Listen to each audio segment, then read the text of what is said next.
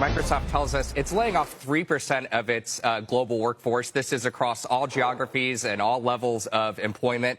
This appears to be its largest cuts since early 2023, when it laid off 10,000 employees. Based on the last count of employees that we have, this would be about 6,000 employees with these global cuts. As for why this is happening, Microsoft tells us in a statement, we continue to implement organizational changes necessary to best position the company for success in a dynamic marketplace. And we see shares of Microsoft. We can get a chart up there. They were down a little bit, just fractionally down, it looks like right here. I'll send it back to you. Can he pull this off? Just survive. Can he pull this off? Interesting. So amid the cost of living crisis, companies continue to lay off employees. This time it is Microsoft laying off 3% of its workforce. They have not made it a secret, however, with their excitement on the AI. And you will see as the AI CEO of Microsoft, he gives a TED Talk sometime last year. Just as the internet gave us the browser and the smartphone gave us apps, the cloud-based supercomputer is ushering in a new era of ubiquitous AIs. Everything will soon be represented by a conversational interface, or to put it another way, a personal AI. And these AIs will be infinitely knowledgeable, and soon they'll be factually accurate and reliable. They'll have near perfect IQ. They'll also have exceptional EQ. They'll be kind, supportive, empathetic. These elements on their own would be transformational. Just imagine if everybody had a personalized tutor in their pocket and access to low-cost medical advice. But things really start to change when they develop what I call AQ, their actions quotient. This is their ability to actually get stuff done in the digital and physical world. AI is itself an infinite inventor. And yes, this is exciting and promising and concerning and intriguing all at once. Over the years, I've never shied away from highlighting risks. Thinking in this way helps us focus on the huge challenges that lie ahead for all of us. But let's be clear. There is no path to progress where we leave technology behind. The prize for all of civilization is immense.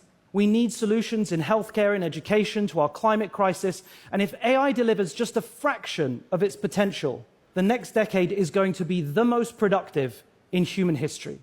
Yeah, but then at the cost of who, right? And are we going to be carried along with the average general populace, or is this just going to be the most productive for these corporations? This TED Talk was given sometime back in 2024. And so I wonder if these recent layoffs has anything to do with AI.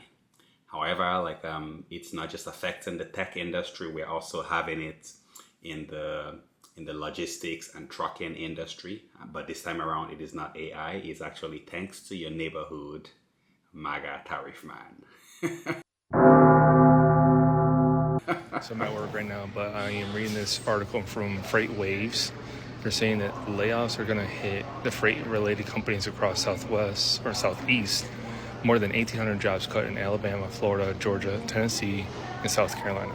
So, question is, are we doing great yet? See what he did there, yeah. The joke being that that you have a lot of truckers that were and are still Trump fans. You see some of these people, they will literally bend themselves into a presto just to support that man, right? And you start to wonder, what exactly is in it for them? Belt tightening because of President Trump's tariffs, with hard-hit truckers taking another blow. Layoffs are beginning in the trucking industry as American ports are seeing a big drop in cargo ship arrivals, meaning less to haul across our country. Next to a bunch of truck chassis because they're parked and they're not in use. And look on the other side there. They're stacked up, and in this truck yard alone, there are about 100 chassis stacked up because they don't need them. They're typically out on the roadways. Like everyone else along America's massive supply chain, truckers expect things to go from bad to worse. This yard costs us money, this equipment costs us money, our chassis costs us money, our employees cost us money, electricity costs us money, right? So after 6 months, I would say we would be in pretty dire situations. And that's just us. And there's hundreds of companies like us who would probably be most likely be in the same situation, if not worse. Yeah, but don't worry, fellows. Don't worry. We're all in this together. Oh my God! Okay, it's happening. Everybody stay calm. What's the Everybody procedure, stay calm. everyone? What's the procedure? Stay calm. Wait. Everybody calm down. That's what they like to say, right? We're all in this together. And yeah, there we have it, folks, right? Where are people supposed to turn to for job security? At first, everybody was saying lens of code. It looks like now AI can code, right? And now some people say run to the trades. But if everybody's losing their job, then who has the money to pay these expensive contractors? Who has the money for a new kitchen? Who has the money for giving their home an uplift or facelift? So I think everybody is going to hear it, right, fellas? And so really my thoughts and my prayers are with every single one of you, including myself, right?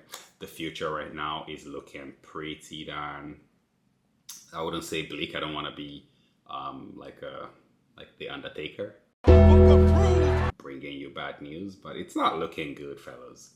It really isn't looking good. I think we're heading towards a gig economy. And so y'all comment down below, what are your go-to side hustles? Because I think a lot of folks are going to be needing side hustles in this economy. So what is something that you guys would advise people to do? What have you tried before? Is it DoorDash, Uber Eats, Uber? What exactly is it that you've done that you had success with? Because I think it's going to come in handy in these times. Don't forget to give this video a like and a subscribe. And until next time, peace.